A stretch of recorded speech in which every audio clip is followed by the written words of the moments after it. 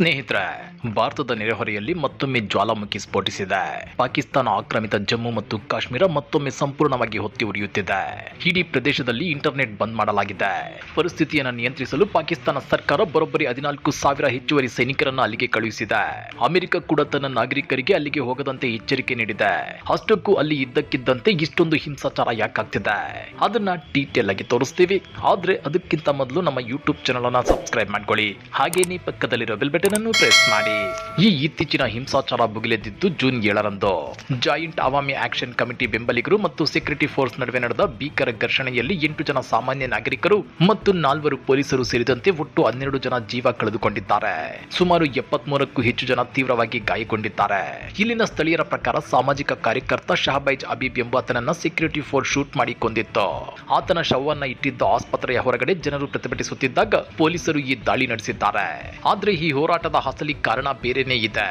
ಅದೇ 12 ನಿರಾಶ್ರಿತರ ಸೀಟುಗಳ ವಿವಾದ.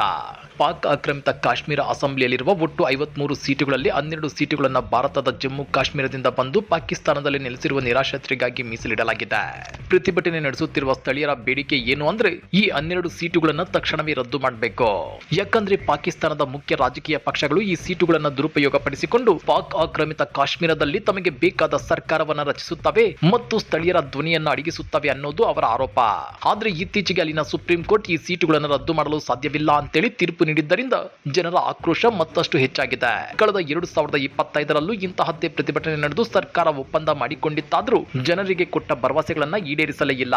ಬೆಲೆ ಏರಿಕೆ, ಕರೆಂಟ್ ಇಲ್ಲದಿರುವುದು ಮತ್ತು ನಿರುದ್ಯೋಗದಿಂದ ಜನ ಬೇಸತ್ತು ಹೋಗಿದ್ದಾರೆ.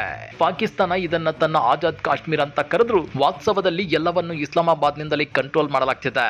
ಈಗ ಬ್ರಿಟನ್ ಸಂಸದರು ಕೂಡ ಪಾಕಿಸ್ತಾನದ ಈ ದೌರ್ಜನ್ಯದ ವಿರುದ್ಧ ಧ್ವನಿ ಎತ್ತಿದ್ದಾರೆ. ಬರೋ ಜುಲೈ 27ರಂದು ಪಾಕ್ ಆಕ್ರಮಿತ ಕಾಶ್ಮೀರದಲ್ಲಿ ಚುನಾವಣೆ ನಡೆಯಬೇಕಾಗಿದೆ. ಅಲ್ಲಿಯವರೆಗೆ ಪರಿಸ್ಥಿತಿ ತಣ್ಣಗಾಗುತ್ತಾ ಅಥವಾ ಹೋರಾಟ ಮತ್ತಷ್ಟು ಉಗ್ರ ರೂಪ ಪಡೆದುಕೊಳ್ಳುತ್ತಾ ಅನ್ನೋದನ್ನ ಕಾದು ನೋಡಬೇಕಾಗಿದೆ. ನಿಮ್ಮ ಪ್ರಕಾರ ಪಾಕ್ ಆಕ್ರಮಿತ ಕಾಶ್ಮೀರದ ಜನರ ಈ ಹೋರಾಟ ನ್ಯಾಯಯುತವಾಗಿದೆಯೇ?